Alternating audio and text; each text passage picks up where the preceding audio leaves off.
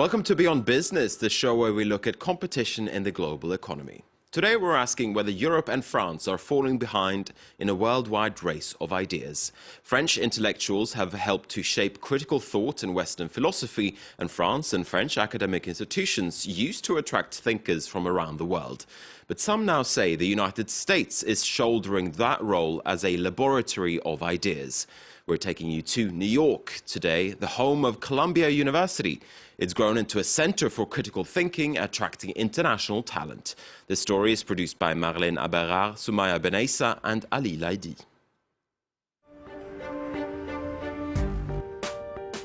Columbia University, New York, one of the world's leading intellectual institutions in critical thinking. While constantly exploring avant-garde theories, professors believe that in order to excel in the field, students have to master its roots. Americans are patriotic. The flag is extremely important to them. Pierre Force studied at one of France's leading schools, École Normale Supérieure, and at the Sorbonne. He got his first job at Columbia, and that's where he stayed since then. He now heads the French department. For the advancement of the public good and the glory of Almighty God. The inscription sums up the story of Columbia. God, public good, and ideas that sometimes come from other countries, like France.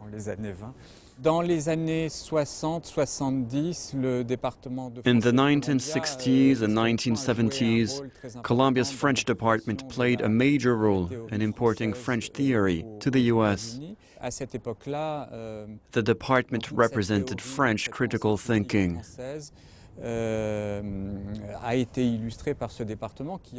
Our department played an important role in importing and mediating French theories before they became mainstream.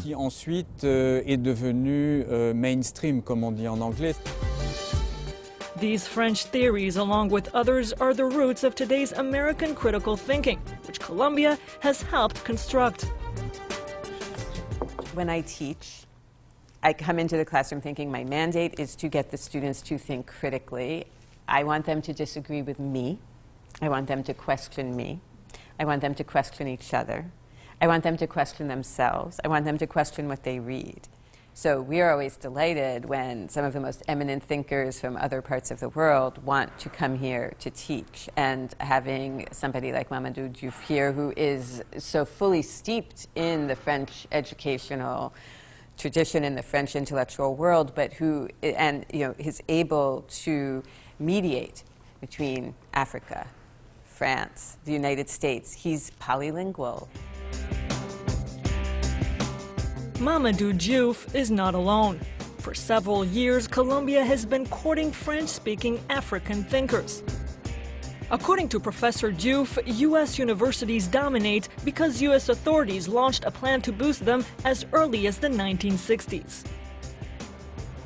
Ce qui arrive en fait dans les années Kennedy, qui est la nouvelle frontière et ce désir de nouvelle frontière. Under Kennedy's presidency, the United States became an intellectual center. There was a desire to push boundaries. In that world that people imagined as free, there was tension. A tension between a European heritage and a will to lift hurdles, experiment and innovate. It was a country of migrants that attracted, innovated and united.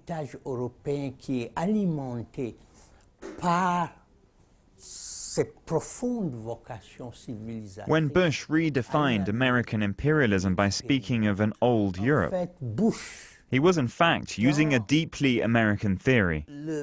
The thought that America can recycle European concepts and ideologies and improve Europe, assuming that the bloc is in decline. Que l'Amérique est capable de recycler et de relancer le projet européen quand l'Europe entre dans la décadence. For Diouf, America prospers because it has the opposite attitude towards what's different. The empire doesn't assimilate, nor absorb, as the French try to do with migrants. On the contrary, the empire manages pluralism. France is incapable of doing this. French politics and the success Marine Le Pen has met prove that. For Diouf, managing pluralism means hiring and inviting to universities renowned thinkers such as Souleymane Bachir Diagne or Achille Mbembe. The latter, disappointed by the French education system, teaches in the US and in South Africa.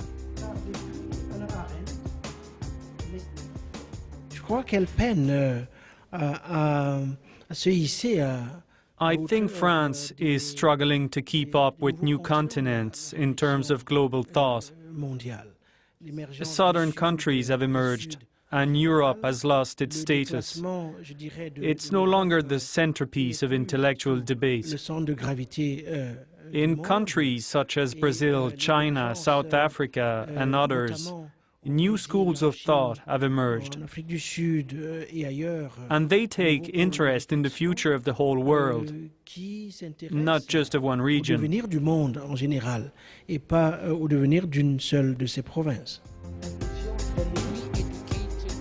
Some of Colombia's best thinkers studied in France, yet they chose not to work there. In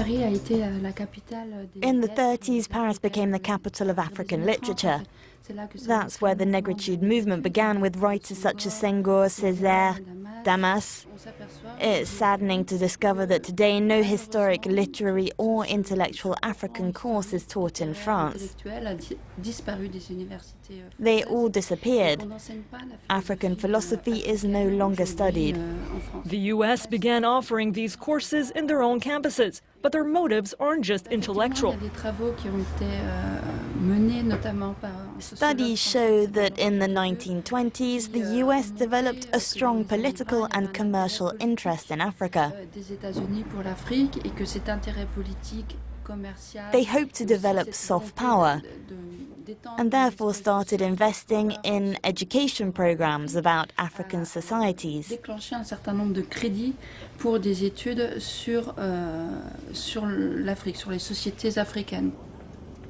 15 years after settling in New York, Professor Diouf heads Colombia's African Studies Institute.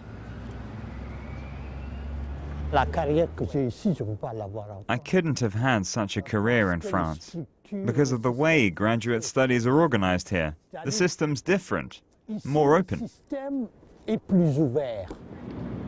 This afternoon, the professor is holding a seminar for thesis students. The course I'm about to give is about Pan-African theories. My goal is to explain how throughout the 20th century intellectuals, mainly black thinkers, in Africa or living in diaspora, push for unity, trying to create movements encouraging unity.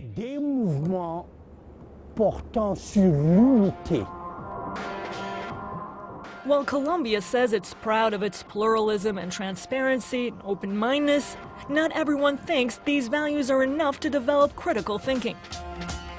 Like Gayatri Spivak, she's one of Colombia's best-renowned professors, famous worldwide for her studies on feminism, Marxism, and post-colonialism. I don't want to be disloyal to my institution. I like teaching here. But I don't believe that it is really a bastion of critical thinking, no. There are groups of people all over the world, some of them academics, who seem to be perhaps amenable to critical thinking. But critical thinking, people don't have the time to pay for critical thinking, if you know what I mean. And academic culture is becoming more and more corporatized, so that the emphasis is more and more on being able to raise funds. So fundraising is so much a part of academic culture now, that how, in fact, we can produce our critical thinking into grant proposal prose is a way of undermining critical thinking. Professor Spivak believes that the best way to encourage critical thinking is through political and social activism, like with Occupy Wall Street. Amin Hussain, a former lawyer, participated in the protest and believes intellectuals should take more concrete action. Part of what needs to happen, part of what I'm engaged with, is to bridge those two worlds. Because we're on the ground every day. We're in protests, we're shutting down stuff, we're thinking, we're taking the risk of being arrested, going in jail, all these things. And we're thinking critically, and we're producing knowledge. So we were at meetings for direct action where Judith Butler sat in on the meeting. Occupy Wall Street, the Arab Springs, and Indignados movement make new connections between social issues and ideological theories. That's why U.S. universities take so much interest in them. They hope that by following the protests closely, they will remain among the top universities on critical thinking. Okay, with that, we're going to be wrapping up this edition of Beyond Business. Thank you very much indeed for watching. And don't forget that if you want to see this program and other shows on France 24, you can go to our website, france24.com. Stay with us. We've got more news coming your way.